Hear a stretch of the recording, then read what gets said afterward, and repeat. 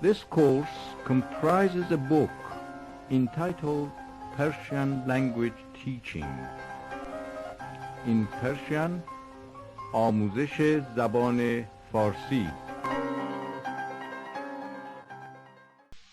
درس نخست، گذشته استمراری. من میرفتم. تو میرفتی. او میرفت. ما میرفتیم. شما میرفتید. آنها میرفتند. من نمیرفتم. تو نمیرفتی. او نمیرفت. ما نمیرفتیم. شما نمیرفتید. آنها نمیرفتند. تمرین یکم، بشنوید و تکرار کنید.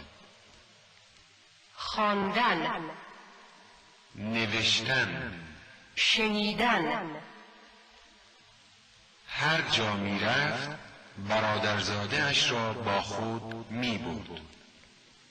10 سال پیش هر سه‌شنبه نهارتان را در این رستوران میخوردید. شنبه گذشته یک خبر جالب در روزنامه خواندم. شما هر دوشنبه 3 مقاله کوتاه در روزنامه‌های عصر می‌نویسید. سال قبل هر 2 ماه یک نامه برایش می‌نوشتم. هرچه به همکارم میدادم فوراً میخواند.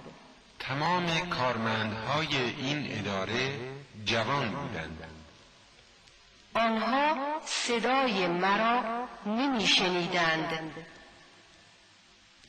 هیچ کس مقاله های او را نمیخواند. شما حرفهای او را میشنیدید ولی چرا چیزی نمیگفتید؟ قبل از آمدن من چه می نوشتید؟ هر روز به اتاق آقای رئیس می رفتم و نامه ها را با صدای بلند برایش می خواندم.